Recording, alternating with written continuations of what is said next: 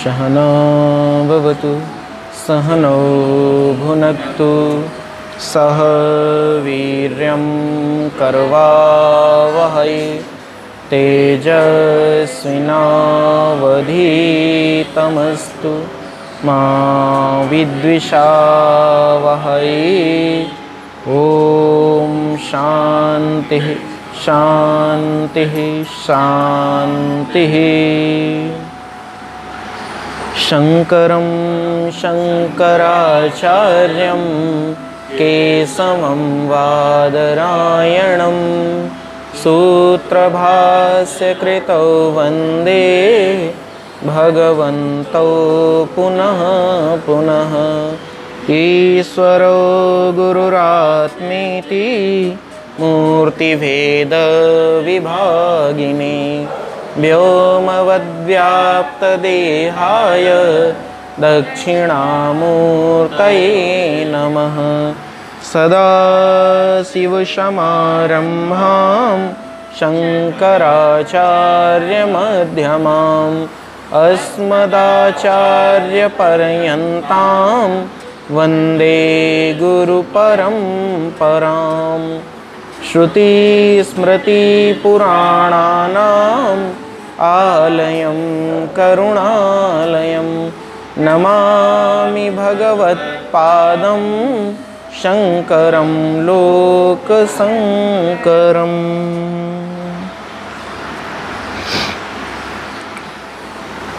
हम लोगों ने विचार किया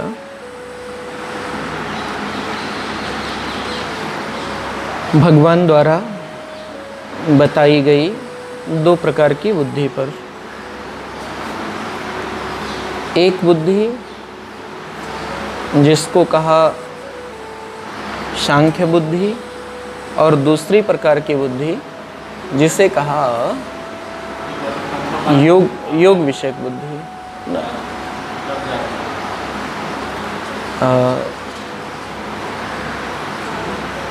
योग विषयक बुद्धि तो जो सांख्य बुद्धि है, सांख्य बुद्धि का उपदेश भगवान ने पहले किया। सांख्य बुद्धि के बारे में भगवान ने पहले बोला कि अर्जुन, अगर तू अपने आप को आत्मा मानता है तो तुझे दुख करने का कोई प्रयोजन तेरे सामने नहीं है, क्योंकि आत्मा तो सर्वथा आनंद से युक्त है। आत्मा तो सर्वथा अभाव रहित है, नित्य है। इसलिए आत्मा मान करके दुख करने का कोई हेतु तेरे सामने बनता नहीं है। आत्मा मान के तू दुखी हो रहा है तो ऐसा दुख करने का कोई प्रयोजन नहीं है। फिर जीवात्मा का आश्रय लेकर के बोले वो भी परिवर्तनशील है, तो इसलिए भी कोई हेतु नहीं बनता है। एक शरीर को छोड़ के दूसरे शरीर में चला जाता है। शरीर को अगर अपना मान करके दुखी है तो भाई विवेक का प्रयोग कर, क्योंकि शरीर तो जिसका आया है वो जाएगा। जातस्य हि ध्रुव मृत्यु ध्रुवम जन्म मृतस्य च। तो शरीर तो जिसका आया है वो जाएगा। और अगर परिस्थिति जन्य दुख है तो परिस्थितियां तो सबके सामने आती हैं, अनुकूलता और प्रतिकूलता होती है। इसलिए परिस्थिति का आश्रय लेकर के भी दुखी होने का कोई हेतु नहीं बनता। तो उपदेश क्या है, बोले सांख्य का जो भगवान ने प्रकरण लिया उसमें इतना ही उपदेश है अर्जुन के लिए कि अर्जुन माँ शुचः, शोक मत कर। और अलग अलग धरातल पर ला करके भगवान ने उसको समझाया कि शोक तेरे लिए उचित नहीं है। विषय उपस्थित होता है दूसरा। भगवान ने दूसरी बुद्धि बताई कर्मयोग वालों के लिए। तो कहा कर्मयोग वालों के लिए जो बुद्धि है, कर्म विषयक बुद्धि, वह कर्म विषयक बुद्धि ऐसी है कि अगर आप अपने कर्म को परमात्मा अर्पित बुद्धि से करते हैं, जिसको हम निष्काम बुद्धि कहेंगे, उस बुद्धि से करते हैं तो वही कर्म आपको बंधन में डालने वाला नहीं होगा। बाकी अगर आप कर्म अपने लिए करते हैं, संसार के लिए करते हैं, लोगों के लिए करते हैं, तो क्रिया वही होनी है। बस अपनी बुद्धि में दृष्टि परिवर्तन की आवश्यकता है। अगर संसार के लिए करते हैं तो वो कर्तव्य हो जाएगा, पुत्र पौत्र आदि के लिए करते हैं तो कर्तव्य हो जाएगा, और वो हमारे लिए सुख दुख आदि बंधन लेकर के आएगा, पाप पुण्य आदि बंधन लेकर के आएगा। लेकिन अगर वही कर्म परमात्मा विषयक बुद्धि से हो तो वह कर्म हमको बंधन में डालने वाला नहीं होगा। इसलिए भगवान ने उपदेश किया, त्रैगुण्या विषया वेदा निस्त्रैगुण्यो भवार्जुन निर्द्वंदो नित्य सत्वस्थो निर्योग क्षेम आत्मवान। हे अर्जुन, कैसा बनना है? यहाँ पर उपदेश है, साधक को बनना कैसा है? तो कहा त्रैगुण्या विषया वेदा। वेद में 3 गुणों का प्रतिपादन है, इसीलिए वेद को कहा गया त्रैगुण्य विषयक। सत्व रज और तम, इन तीनों गुणों का प्रतिपादन वेद में किया गया है। भगवान कहते हैं अर्जुन प्रयास कर, अगर तमोगुणी है कोई साधक तो तमोगुण से रजोगुण में आने का प्रयास करे, रजोगुण से फिर सत्वगुण में अवस्थित होने का प्रयास करे, और एक समय के बाद वह सत्वगुण से भी उपराम हो जाए। तो कहा निश्रय गुण्यो भव अर्जुन, हे अर्जुन तू गुण रहित हो जा, त्रिगुणातीत हो जा। और जब गुण रहित होगा तब जो तेरे शरीर से कर्म संपादन होगा वो होगा कैसे? तो कहा अब निश्रय गुण्य हो जाएगा, गुण रहित हो जाएगा, त्रिगुणातीत हो जाएगा, तो सबसे पहली चीज़ ये होगी कि उसके अंदर से द्वंद्व समाप्त हो जाएगा। हानि लाभ की चिंता नहीं होगी, जय पराजय की चिंता नहीं होगी, सुख दुख की चिंता नहीं होगी, अनुकूलता प्रतिकूलता की चिंता नहीं होगी।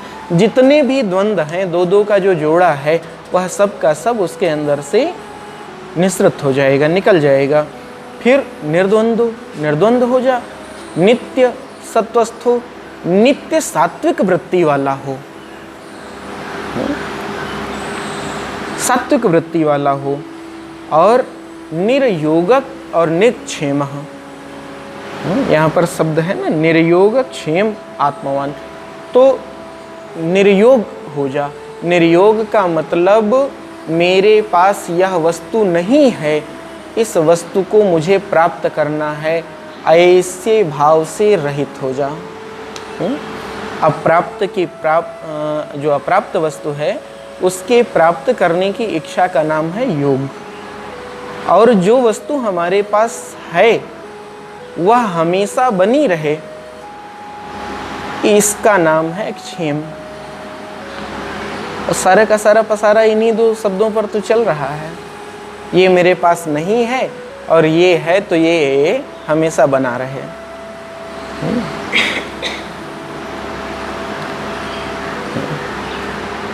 मान लो सत्संग हाल की टीन पड़नी है तो टीन पड़ने की व्यवस्था नहीं है, कैसे व्यवस्था बने? इसका नाम है योग। पुरुषार्थ अलग विषय है, लेकिन पुरुषार्थ के साथ तादात्म्यपन्न हो जाना, समझिए, क्योंकि आगे के श्लोक किसी विषय को कहेंगे। पुरुषार्थ करो और फल के साथ तादात्म्यपन्न हो जाओ आप, कि हमको ये फल चाहिए ही चाहिए इस पुरुषार्थ से, ऐसा नहीं होना है। तो कहा निर्योग, अप्राप्त वस्तु की प्राप्ति के लिए भी मन से चिंतन समाप्त कर दें तो क्या अकर्मण्य हो जाएं? भाई आदमी किसी चीज को प्राप्त करने के लिए ही तो पुरुषार्थ करता है। तो क्या भगवान चाहते हैं कि अर्जुन अकर्मण्य हो जाए? नहीं, भगवान इस विषय को आगे कहेंगे ना। अकर्मण्य नहीं बनाना चाहते हैं, लेकिन भगवान निष्काम बनाना चाहते हैं। तो कहा निर्योग निक्षेम, जो प्राप्त है वह भी हमारे पास बना रहे, इसके लिए भी बहुत ज़्यादा परेशान मत हो, क्योंकि अगर उसको जाना होगा तो तू लाख प्रयास कर लेगा लेकिन वो रुकेगा नहीं।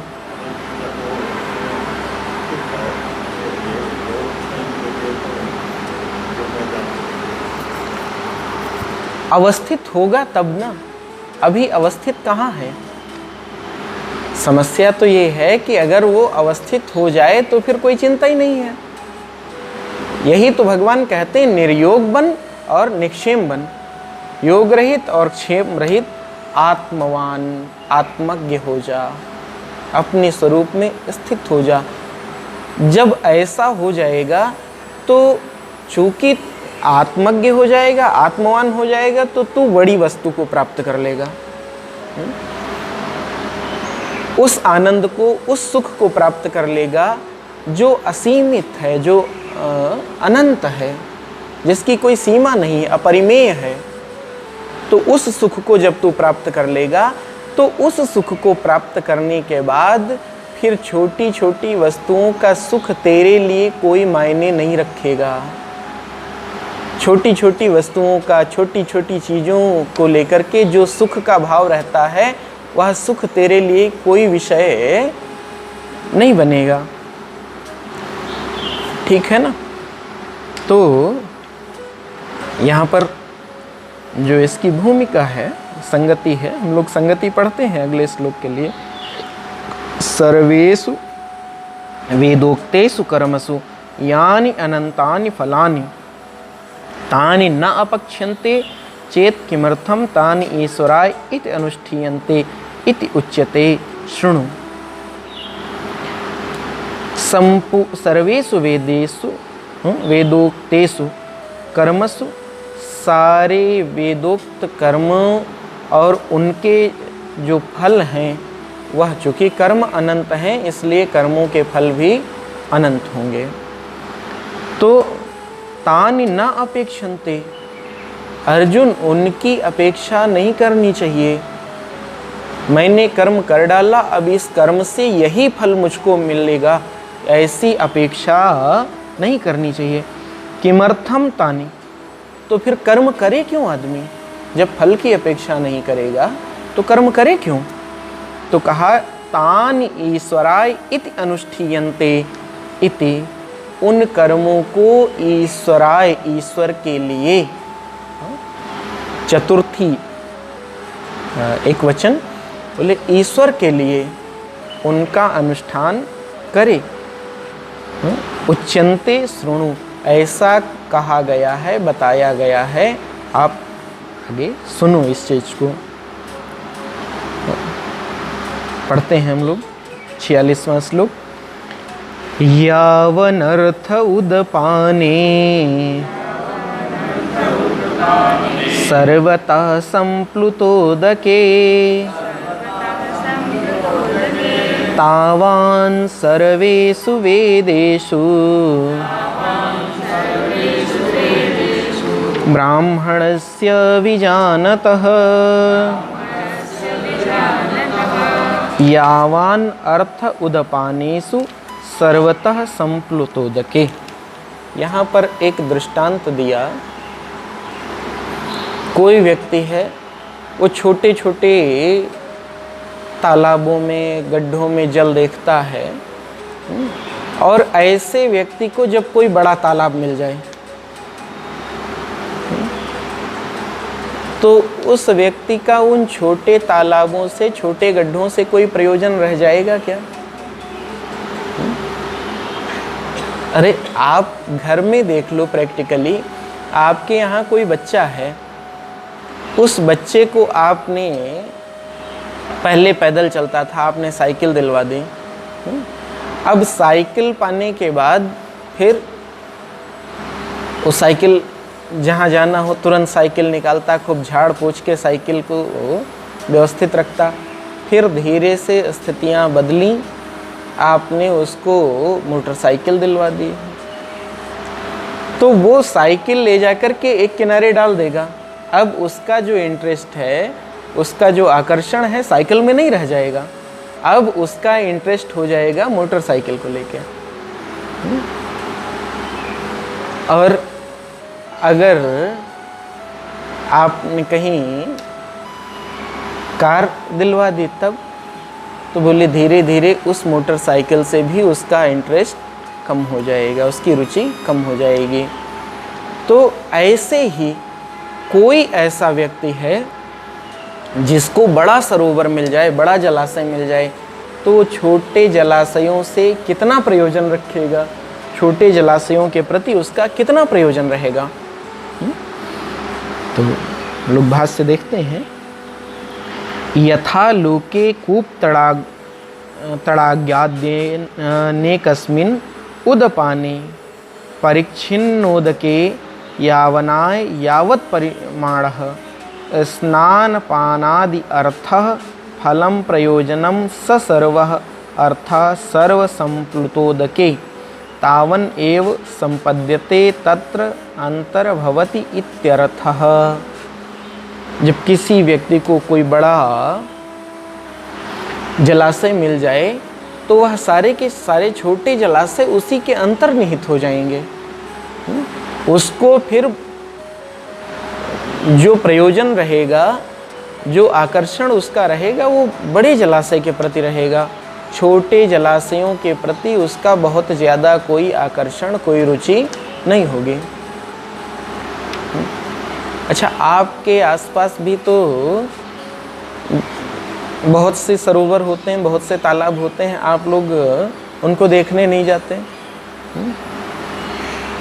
आप चंडीगढ़ जाओगे तो आपको लगेगा चलो सुखना झील देख आते हैं, आप उड़ीसा जाओगे तो आपको लगेगा चलो चिल्का झील देख आते हैं। यही तो है, तो वो भी उसके अंदर भी वही जल है, कोई विशेष बात नहीं होती है। वैसे ही जैसे आपके यहाँ सरोवर का जल शांत रहता है वैसे वो भी रहता है, लेकिन वो विशाल है। तो आपके मन में होता है चलो उसको देखते हैं, तो उसके प्रति एक अलग सा आकर्षण। और जो छोटे मोटे सरोवर, अच्छा आप जाते हो तो रास्ते में भी कितने पड़ते होंगे, किसी से पूछो कि आप वहाँ जा रहे थे रास्ते में कितने सरोवर पड़े, किसी को याद होगा क्या? विचार ही नहीं किया होगा, दृष्टि ही नहीं गई होगी, क्योंकि लक्ष्य हमेशा बड़े पर है, दृष्टि बड़े पर है। तो वह जो बड़े पर दृष्टि है, तो वह सारे के सारे जो छोटे हैं वह उसी के अंदर आकर के समा गए, उसी में अंतर्निहित हो गए। बोले उससे छोटे जलाशयों से उसे कोई प्रयोजन नहीं रह जाता। एवं तावान तत्परिमाण एव संपद्यते सर्वेषु वेदेषु वेदोक्तेषु कर्मसु यह अर्थः यत् कर्म फलम स अर्थो ब्राह्मणस्य सन्यासिनः परमार्थ तत्वं विजानतो यह अर्थो विज्ञान फलम सर्वतः संप्लुतोदक स्थानीयं तस्मिन् तावान एव संपद्यते तत्र एव अंतर्भवति इत्यर्थः। वैसे ही जिसने उस आत्म तत्व को जान लिया, जो आत्मज्ञ है, जो ब्रह्मवेत्ता है, जिसने स्वयं को ब्रह्म के साथ तादात्म्यपन्न कर लिया, उसका क्या हाल होता है, क्या स्थिति होती है? तो कहा ऐसे साधक की जो स्थिति है वह स्थिति भी बिल्कुल ऐसी ही होती है कि उसे फिर कर्म और छोटे छोटे कर्म फलों से कोई विशेष प्रयोजन नहीं रह जाता, क्योंकि उसने तो जो सारे कर्मों का और कर्म फलों का प्रकाशक है उसको जान लिया, उसका अनुभव कर लिया, बड़ा सुख प्राप्त कर लिया, बड़ा आनंद प्राप्त कर लिया। तो छोटे छोटे सुख के पीछे वो विह्वल होने वाला नहीं है, छोटे छोटे सुख के लिए वो व्याकुल होने वाला नहीं है। सर्वं तद्भिसमेति यत्किंच प्रजा साधु कुर्वन्ति यस्तद वेद यत्स वेद। छांदोग्य उपनिषद ऐसा ही कहता है। और सर्वम कर्माखिलम इति च वक्ष्यते। सर्वम कर्माखिलम क्या है धर्म, गीता जी का ही है कि हे पार्थ वो सारे के सारे कर्म और कर्मफल जाके उसी में समाहित हो जाते हैं। तो जो उस ब्रह्म तत्व को जानता है वह इस संसार के समस्त कर्म फलों को, समस्त कर्मों के फलों को प्राप्त कर लेता है। ऐसा तस्मात् प्राप्त ज्ञान निष्ठाधिकार प्राप्ते कर्मणि तदि कृतेन कूपतड़ागाद्य अर्थ स्थानीयम अपि कर्म कर्तव्यम। यद्यपि जो ये कर्म आदि हैं ये ठीक उसी छोटे छोटे कूप तड़ाग की तरह फल देने वाले हैं, तो जो आत्मज्ञ है फिर उन कर्मों से उसका कोई विशेष प्रयोजन नहीं रह जाता। अच्छा, कोई पीएचडी करने वाला व्यक्ति हो, उसको आप कक्षा 2 की किताब ला करके दे दो, तो वो आप दे दोगे तो एक बार खोल करके उसको देख लेगा, लेकिन उस पुस्तक में उसका कोई इंटरेस्ट, कोई विशेष प्रयोजन रहने वाला नहीं है। इसलिए अगर कोई साधक है जिसकी ऐसी ज्ञान निष्ठा नहीं बन पाती है, ज्ञान निष्ठा बनने से पूर्व की जो स्थिति है, उस स्थिति में क्या करे? ज्ञान में निष्ठा बन नहीं पाई और कर्म छोड़ दे तो फिर तो वो कहीं का नहीं रहेगा ना। दो स्थितियां हैं। प्रभु आप कह रहे हो कि कर्म छोड़ दो, कर्मों से कोई प्रयोजन रखो ना, और ज्ञान की निष्ठा हमारी बन नहीं पाई। तो भगवान कह रहे हैं जिसकी ऐसी ज्ञान निष्ठा अभी नहीं बन पाई है, ज्ञान निष्ठा बनने से पूर्व जो साधक की स्थिति है, ऐसे साधक के लिए क्या उपदेश है? अर्थात जो कर्म योग में लगा हुआ है, ऐसे साधक के लिए क्या है? तो हम लोग देखते हैं। कर्मण्येवाधिकारस्ते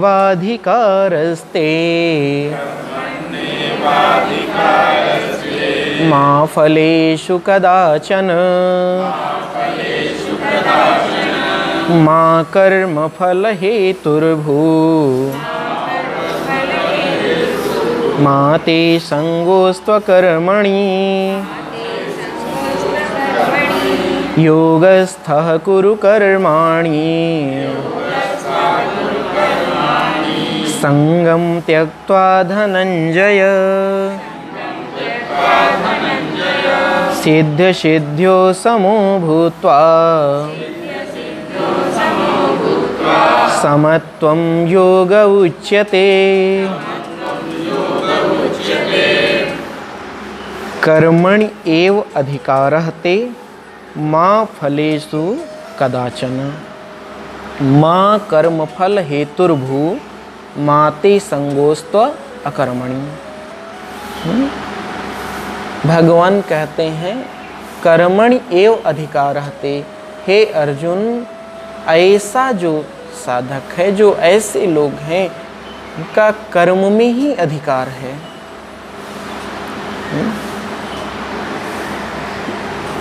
कर्मण्यो अधिकारः ते, कर्म में ही अधिकार है।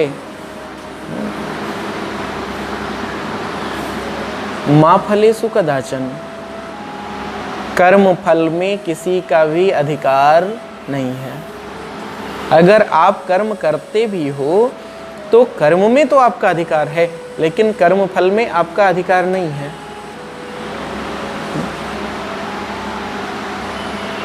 इस बात को जैसे दुनिया कहती वैसे मत समझना आप लोग कि कर्म करो फल की इच्छा मत करो। अगर फल की इच्छा नहीं होगी तो इस संसार में कोई कर्म करने के लिए प्रयास नहीं करेगा, कर्म करने के लिए आगे नहीं बढ़ेगा। प्रयोजनम अनुद्दिश्य मंदो अपि न प्रवर्तयेत। अगर कोई प्रयोजन नहीं होगा तो कोई भी व्यक्ति मंदः अपि न प्रवर्तयेत, वो आगे नहीं बढ़ेगा, कार्य में नहीं लगेगा। तो कर्मफल तो चाहिए ना, लेकिन कर्म अंतर समझिएगा, कर्म फल चाहिए, लेकिन कर्म फल में हमारा अधिकार नहीं है। हमने ये कर्म किया है, इस कर्म के बदले में ये मुझको इस वस्तु को दे दें, ऐसा भाव नहीं होना चाहिए। मैंने कर्म किया है, इस कर्म के बदले मुझे क्या मिलेगा? मैं भगवान की सेवा कर रहा हूँ, परमात्मा की सेवा कर रहा हूँ, उस सेवा के बदले परमात्मा जो देंगे मैं वो स्वीकार करूँगा। एक भाव तो ये हो गया। और दूसरा भाव ये हो गया कि नहीं, मैंने इतना परिश्रम किया है तो मुझे इस परिश्रम के बदले इतना चाहिए ही चाहिए। दो अलग अलग बातें हो गई ना। तो मुझे इतना चाहिए ही, ऐसा भाव आप अपने अंदर लाने के अधिकारी नहीं हो। ये भाव आपके अंदर नहीं आना चाहिए। कर्म माँ फलेषु कदाचन। कोई अच्छा, जब ये भाव आ जाएगा और इस भाव के अनुरूप परिणाम नहीं मिलेगा, फल नहीं मिलेगा, तो आपके जीवन में समस्या पैदा होगी। आज के समय में लगभग युवाओं में जो डिप्रेशन आदि का कारण है वो यही है कि हमने इतना मेहनत किया था इस चीज़ के लिए, लेकिन ये नहीं मिला। तो उसके चक्कर में वो अवसादग्रस्त हो जाते हैं। कहीं कोई आत्महत्या कर लेता है, कहीं कुछ कर लेता है, कहीं कुछ। ऐसी स्थितियाँ। आप कर्म करते रहो, और अगर आप पुरुषार्थ कर रहे हो, आप कर्म कर रहे हो, तो उस पर भी तो किसी न किसी की दृष्टि है ना। कोई ना कोई तो उसको देख ही रहा है कि आप पुरुषार्थ कर रहे हो, तो वह आपके लिए जितना आवश्यक होगा, जो आवश्यक होगा वो फल देगा। लेकिन मैं ये कर रहा हूँ, इसके बदले में मुझे इतना मिल जाए, इसमें आपका अधिकार नहीं है। माँ फलेषु कदाचन। नहीं मानेगा तो दुखी होगा। बिजनेसमैन अगर नहीं मानेगा तो वो भी दुखी होगा। जितने सक्सेसफुल लोग हैं उनके जीवन में ये नहीं है कि मैं इतना, मैं करूँगा तो करने के बदले इतना मुझको मिले, ये कंडीशन, लेकिन उतना मिलता नहीं। ठीक है, लेकिन उसको शांति नहीं मिलने के बाद उतना अगर नहीं मिलता है, उसके बाद की क्या स्थिति होती है? भगवान विचार तो इस बात पे कर रहे हैं ना। हो सकता है आप कर रहे हो तो आप जितना चाह रहे हो उससे ज़्यादा भी मिल सकता है, उससे कम भी मिल सकता है। माँ फलेषु कदाचन। और फिर चूँकि विषय जो गीता जी हैं, ये आदमी को बिजनेसमैन बनाने के लिए नहीं है, आदमी को व्यवसायी बनाने के लिए नहीं है, आदमी को जीवन जीने की एक सही राह दिखाने के लिए है। माँ फलेषु कदाचन। कर्म फल में आपका अधिकार नहीं है। अब बताइए, बेचारा अनिल अंबानी तो बहुत मेहनत करता है, एक एक व्यवसाय उसका चौपट होता जा रहा है।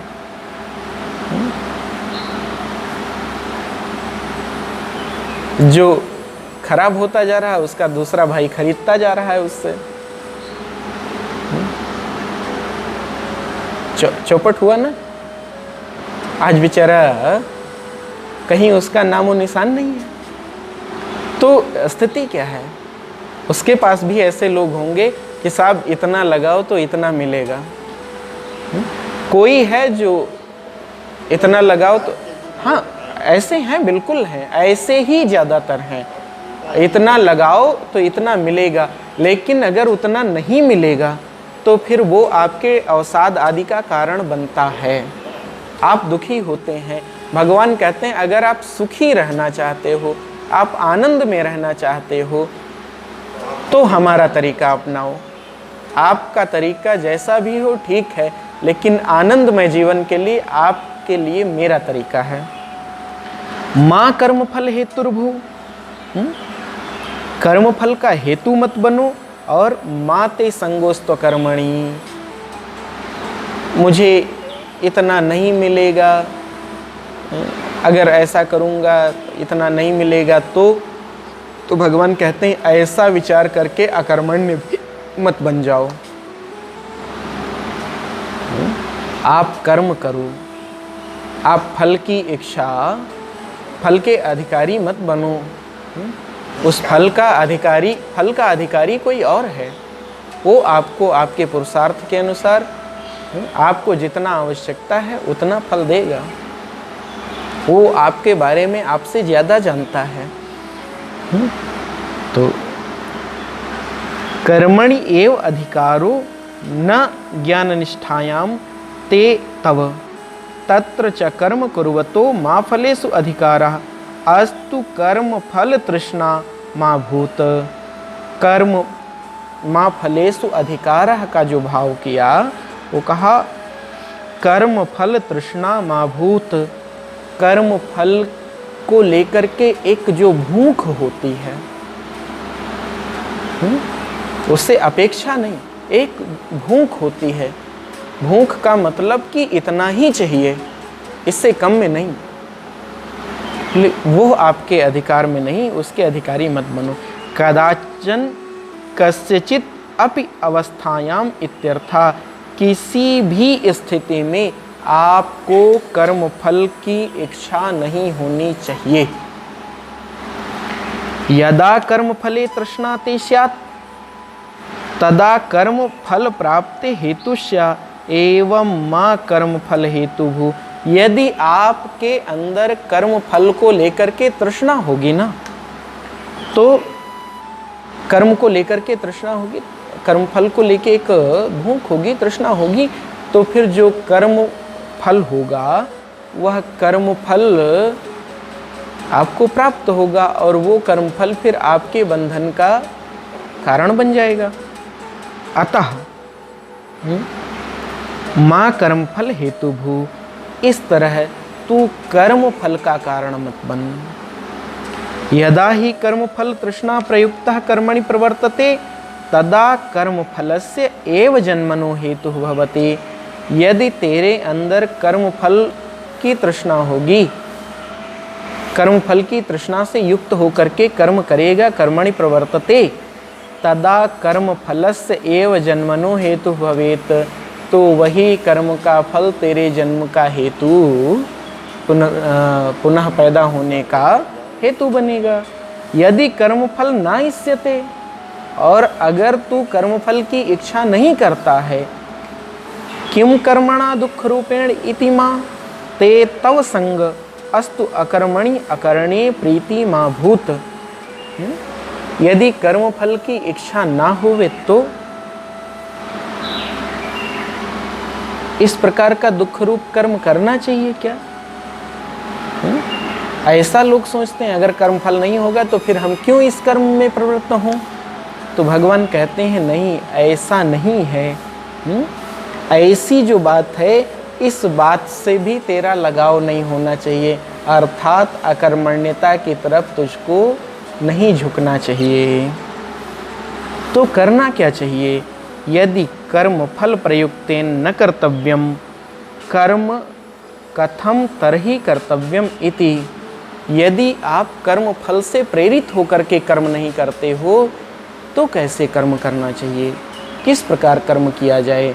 अगले श्लोक में इस चीज को भगवान ने बताया है। योगस्था कुरु कर्माणि संगम त्यक्त्वा धनंजय। योगस्था कुरु कर्माणि, योग में अवस्थित होकर के कर्म करो। संगम त्यक्त्वा धनंजय, हे अर्जुन, उस कर्म फल की जो आसक्ति है, उसका जो संग है, उसको त्याग करके। सिद्ध असिद्ध्यो समो भूत्वा समत्वम योग उच्यते। सिद्ध माने सफलता, असिद्धि माने असफलता। इन दोनों स्थितियों में आप समभाव से अवस्थित हों, समभाव से रह करके अपने कर्म का संपादन करो। और जब आप दोनों स्थितियों में समान हो जाओगे तो इसी का नाम होवेगा समत्व। फिर कर्म में हानि या कर्म में लाभ, आपका ये दोनों स्थितियां आपका कुछ बिगाड़ नहीं सकती। न कर्म की जो हानि होगी, कर्म फल नहीं मिलेगा, वो उसमें भी आपका कुछ नहीं बिगड़ेगा, और कर्म फल मिल जाएगा, उसमें भी आपका कुछ बनने वाला नहीं है। फिर तो आप अपने आनंद में हो, ईश्वरार्पित भाव से मैं कर्म कर रहा हूँ। और यहाँ भगवान ने योगस्थ शब्द की जो परिभाषा की है, आप देखो, योगस्था सन कुरु कर्मणि, योग में अवस्थित होकर के कर्म करो। तो योग है क्या? तो कहा केवलम ईश्वरार्थम, सिर्फ परमात्मा के लिए आप कर्म करो, बदले में यह भी चाहना हो कि इस कर्म से परमात्मा संतुष्ट होंगे।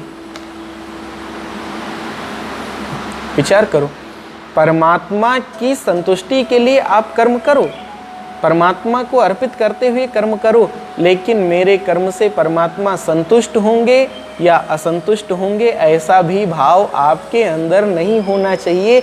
ऐसी बुद्धि का नाम है योगस्थ बुद्धि, योग युक्त बुद्धि। तो कहा केवलम ईश्वरार्थम।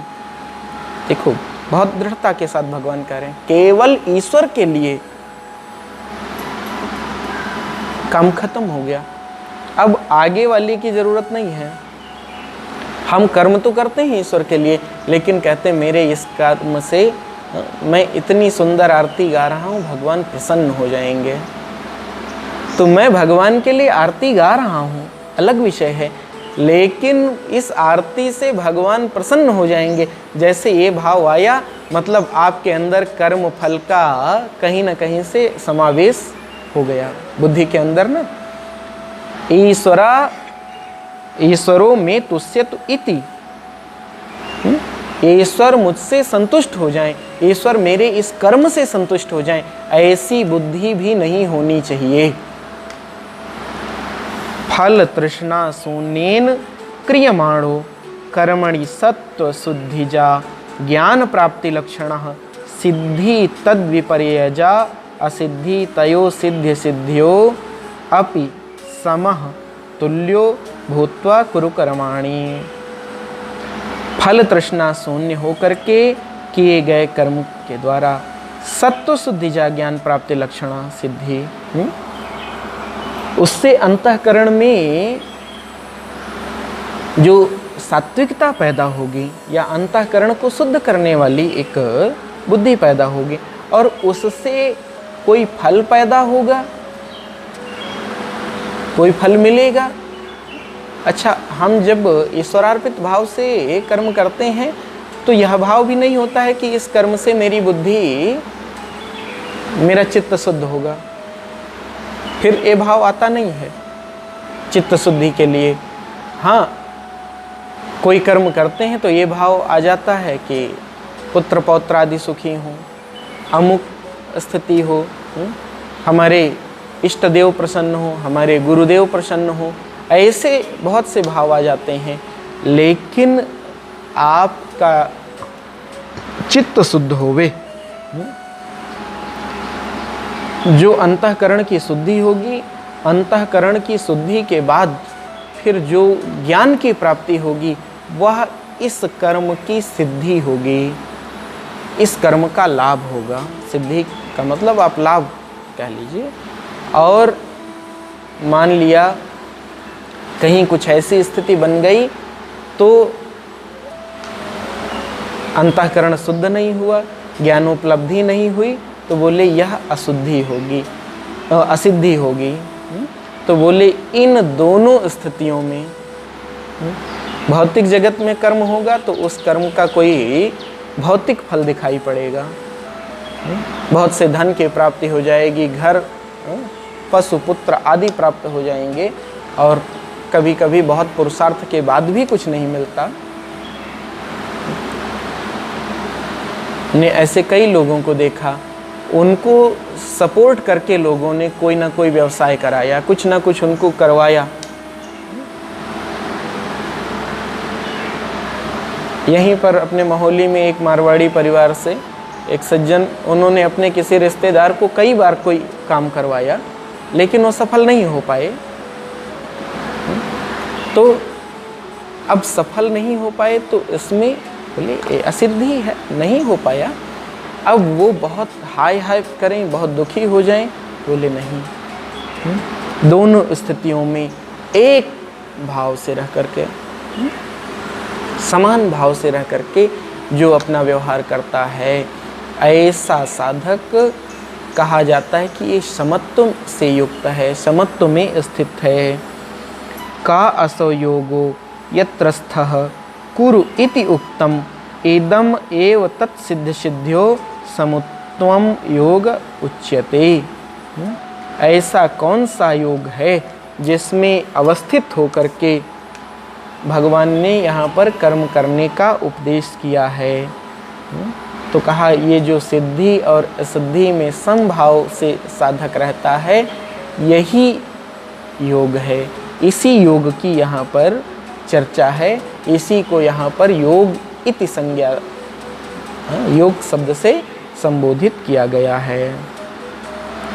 यत् पुनः समत्व बुद्धि युक्तम ईश्वर आराधनार्थम कर्म एतस्मात् कर्मणा। जो समत्व बुद्धि से ईश्वर की आराधना के लिए किए जाने वाले कर्म हैं, कैसे होंगे? या तो कामना से युक्त होंगे या निष्काम होंगे। तो उन कर्मों को यहाँ पर दर्शाया गया है आगे के श्लोक में। फिर उन कर्मों के साथ क्या स्थिति बनती है, कैसी अवस्था बनती है।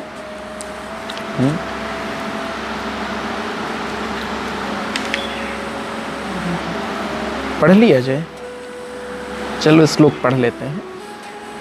दूरेण ह्यवरं कर्म बुद्धियोगात् धनंजय बुद्धौ शरणमनवीक्ष कृपणा फलहेतवः।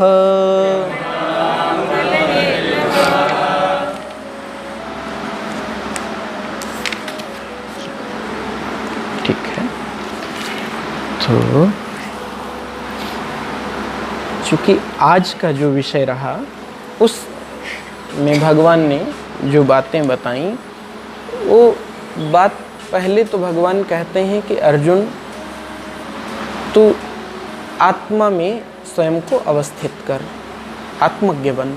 जब तू आत्म अवस्थित हो जाएगा तो आत्म अवस्थित होने के बाद इस संसार के जो यह कर्म और उनके कर्म फल हैं, इनसे तेरा कोई विशेष प्रयोजन रह नहीं जाएगा।